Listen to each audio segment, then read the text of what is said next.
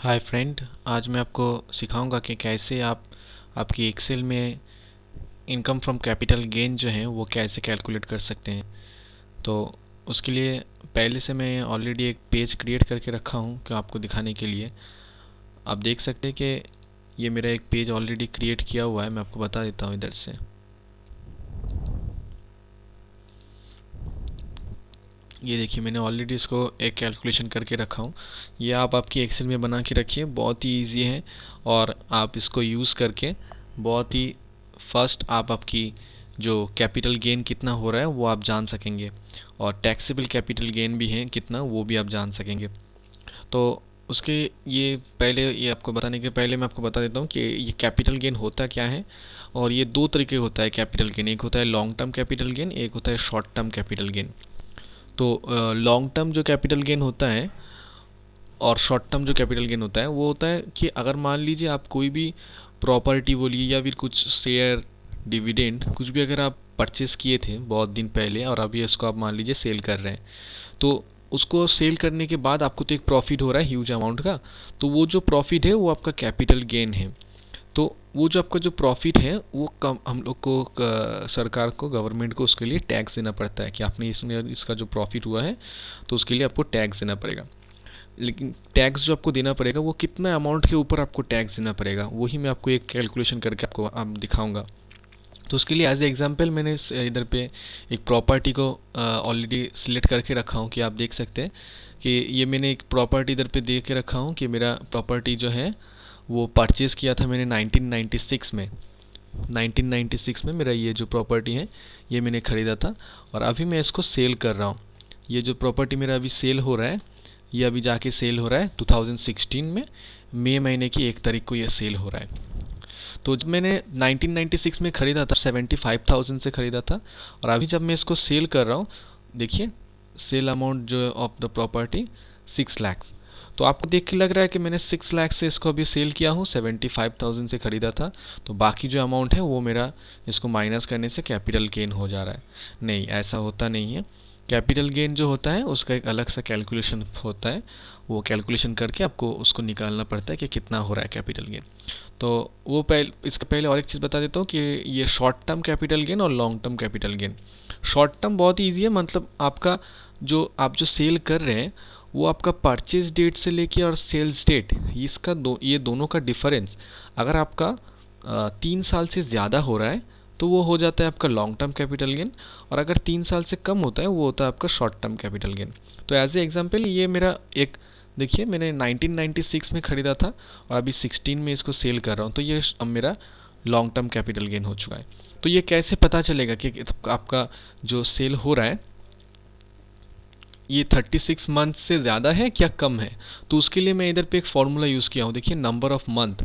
ये 36 मंथ से अगर ज़्यादा हो रहा है तो आपको पता चल जाएगा कि ये लॉन्ग टर्म है, अगर 36 मंथ से कम हो रहा है तो आपको पता चल जाएगा ये शॉर्ट टर्म है। तो उसके लिए एक जो फॉर्मूला यूज़ किया गया है ये है इक्वल टू, उसके बाद डेटेटिव, आप कैप्स में लिखिए डेटेड, DATED, उसके बाद इफ़, फर्स्ट ब्रैकेट दीजिए, दोनों सेल को सिलेक्ट कीजिए, B1 मतलब ये जो मेरा सेल है ये वाला, उसके बाद B2 ये नीचे वाला जो सेल है वो, उसके बाद कॉमा को फिर से दीजिए और डबल कोटेशन के अंदर एम लिख दीजिए। एम मतलब मंथ, कि आप मंथ देखना चाहते हैं कि इसका डिफरेंस का मंथ कितना है, तो उसमें से आपको मंथ शो करेगा। अगर आप इसको डे देखना चाहते हैं तो इसको आप एम को हटा के इधर पे डी लिख दीजिए तो आपको डेट आ जाएगा, डेट कितना कितना दिन हो रहा है, देखिए डेट आ गया। अगर आप इसको मंथ करना चाहते हैं मंथ भी कर सकते हैं, अगर ईयर करना है तो आप वाई लिखिए तो ईयर आ जाएगा। तो मैं इसको मंथ करके रखा हूँ तो मुझे पता चल जाएगा कि ये 36 मंथ से ज़्यादा है क्या कम। ये मैं देख पा रहा हूँ 36 मंथ से बहुत ही ज़्यादा है, मतलब ये मेरा लॉन्ग टर्म कैपिटल गेन हो चुका है। तो अभी ये कैलकुलेट करना का इसका ऐसे करना पड़ेगा। और एक बात है, मैंने इधर पे इम्प्रूवमेंट के लिए भी एक खर्चा किया था, 30,000 का मेरे एक इम्प्रूवमेंट के लिए भी खर्चा हुआ था। तो ये जो दोनों अमाउंट है, ये 75,000 और 30,000, ये दोनों अमाउंट मेरा सेल अमाउंट से माइनस होगा। लेकिन ये कैसे माइनस होगा, देखिए मैंने जो 75,000 इसके लिए पेमेंट किया था, परचेज़ किया था, ये 1996 में परचेज़ किया था। तो ये कैलकुलेट करना पड़ेगा, ये 1996 में जिसका वैल्यू 75,000 था, तो आज के दिन में उस पैसे का वैल्यू कितना हो रहा है। उसके लिए आप जस्ट इंटरनेट में यूज़ कीजिए, इंटरनेट को यूज़ करके सर्च कीजिए, आपको मिल जाएगा। आप लिखिए कॉस्ट ऑफ इंडेक्स एक्विजिशन, तो ये ऐसा एक आपको बहुत ही बड़ा एक लिस्ट मिल जाएगा। हर साल का फाइनेंशियल ईयर का कॉस्ट ऑफ इंडेक्स एक्विजिशन कितना है ये दिया हुआ है।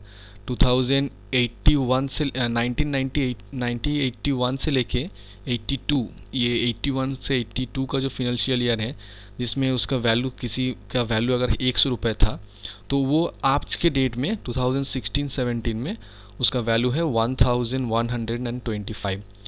तो अगर 100 रुपये का वैल्यू आज के डेट में अगर होता है 1125, तो आपने जो 75,000 से परचेस किया था उसका वैल्यू कितना है। तो उसके कैलकुलेट करने के लिए आपको पहले ये जानना पड़ेगा कि आपका जो डेट ऑफ परचेस है वो कौन सा फिनेंशियल ईयर में पड़ रहा है। मेरा पड़ रहा है 1995 से 1996। सेल ईयर पड़ रहा है मेरा 2016 to 17। इम्प्रूवमेंट जो मैंने किया था 2000 से 2021 इसमें किया था। तो इसमें से आपको वी लुकअप का फॉर्मूला को यूज़ करना पड़ेगा। मेरा परचेस इंडेक्स आ रहा है, परचेस इंडेक्स मेरा आ रहा है इक्वल टू दीजिए, ये फॉर्मूला मैं इधर पे दे के रखा हूँ, इधर से देख लीजिए आप। इक्वल टू, उसके बाद वी लुकअप, उसके बाद फर्स्ट ब्रैकेट दीजिए, लुकअप वैल्यू, किसको अब लुकअप करना चाहते हैं, ये वाला साल 1995 से 1996, इस वाला साल में आपका इंडेक्स कितना था। तो इसलिए मेरे इंडेक्स वाला जो टेबल मेरा दूसरा सीट में मैंने दिखाया वो सिलेक्ट किया हुआ है। उसके बाद फिर से कॉमा, कॉलम नंबर 2 है मेरा, वो ये देखिए मेरा कॉलम नंबर 2 है, 2 में मेरा इंडेक्स दिया हुआ है, तो इसलिए कॉलम नंबर 2 उधर पे लिखा हूँ। और उसके बाद कॉमा देके फॉल्स, फॉल्स मतलब मैं एग्जैक्ट वैल्यू जो है वो जानना चाहता हूँ, तो इसके लिए ब्रैकेट देके फॉल्स देके ब्रैकेट को क्लोज कर दीजिए। तो ये फार्मूला को यूज़ करके मैं इधर पे परचेस इंडेक्स को निकाल लिया हूँ, सेल्स इंडेक्स को भी निकाल लिया हूँ, और इम्प्रूवमेंट इंडेक्स क्या है वो भी निकाल लिया हूँ। इधर पे मेरा ये ईयर दिया हुआ है। तो ये अभी कैलकुलेट करना पड़ेगा कि कितना हो रहा है। अगर 75,000 आपका वैल्यू था 1996 में, तो 2016-17 में उसका वैल्यू कितना हो रहा है ये देखिए। मेरा कैलकुलेशन ऑलरेडी किया हुआ है, इसका एक हाइपर लिंक भी कर चुका हूँ। हाइपर लिंक भी पता है कैसे करना पड़ता है आपको, फिर भी मैं बता देता हूँ। ये देखिए हाइपर लिंक बोल के लिखा हुआ है, तो मेरा एक इधर पे नोट में 1 दे के ये हाइपर लिंक किया हुआ है। जब भी मैं इधर पे 1 में क्लिक करूँगा ये लिंक दूसरा पेज में मेरे लेके आ जाएगा। 70,000 था मेरा वैल्यू, परचेस था, और इंडेक्स उसका था 281, तो सेल्स इंडेक्स था अभी इतना, तो परचेस का आज के दिन में कितना वैल्यू हो रहा है। जस्ट इजी फॉर्मूला है, sales index divided by purchase index into purchase amount. ये यूज़ करके मैं ये जो परचेस कंसीडरेशन जो है ये मेरे पहले से कैलकुलेशन करके रखा हूँ। तो वैसा करके आप ये भी कैलकुलेशन मैंने किया हूँ इम्प्रूव कंसीडरेशन को, इसका भी लिंक करके रखा हूँ। इसका इम्प्रूवमेंट के लिए था 30,000, इम्प्रूव इंडेक्स था उस टाइम पे 406 रुपीज़, आज की डेट में उसका हो रहा है 1125। तो उसका वैल्यू कितना होगा, सेम है फॉर्मूला इसमें भी कि 406 जिसका वैल्यू था वो आज की डेट में है 1125, तो 30,000 का आज के दिन में कितना वैल्यू हो रहा है।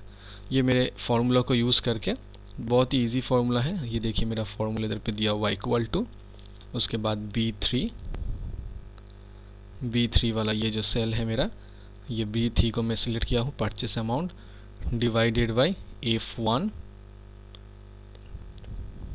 ये जो F1 है ये वाला 281 इंटू सेल्स, आज की डेट में जो अभी सेल हो रहा है उसका इंडेक्स 1125।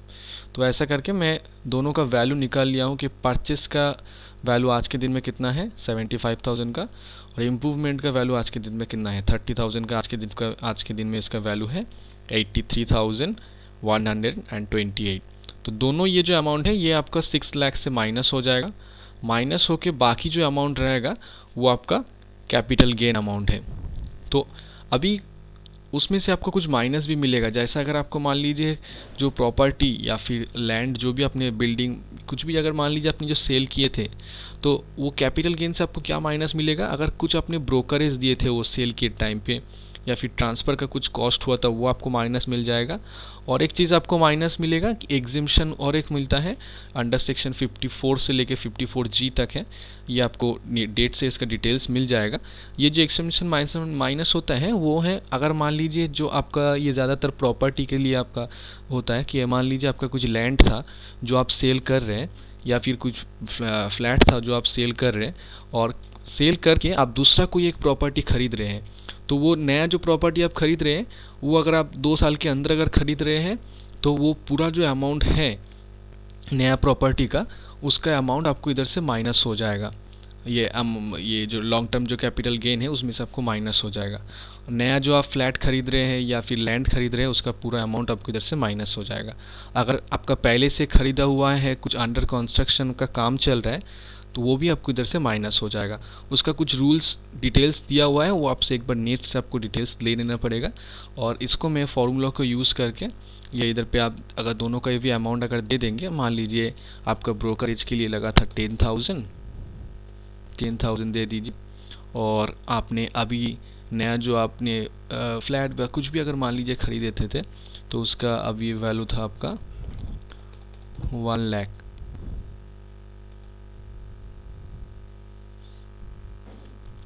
तो ये दोनों आपको माइनस हो जाएगा।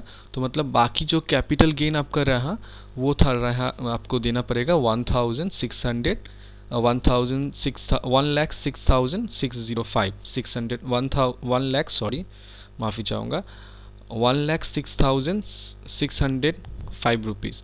तो ये जो अमाउंट है इसके ऊपर आपको टैक्स देना पड़ेगा बाकी अमाउंट के ऊपर। ये टैक्स जो देना पड़ेगा ये अभी 20% है लॉन्ग टर्म कैपिटल के लिए, और शॉर्ट टर्म कैपिटल गेन के लिए ये इंडेक्स कैलकुलेशन की कुछ ज़रूरत नहीं पड़ता है। शॉर्ट टर्म कैपिटल के लिए जो भी आपका परचेस अमाउंट था, जो भी आपका परचेस के इम्प्रूवमेंट के लिए जो कॉस्ट था, वो कॉस्ट सिर्फ आपको उधर से माइनस हो जाएगा। बाकी ये जो ब्रोकरेज है और एग्जिम्पशन जो है वो एज ए जो लॉन्ग टर्म कैपिटल गेन में जैसे मिलता है वो आपको उधर से भी मिल जाएगा। तो अगर आपको मेरा ये वीडियो अगर अच्छा लगा है तो आप प्लीज़ इसको लाइक कीजिए और सब्सक्राइब कीजिए मेरा चैनल को। Thank you.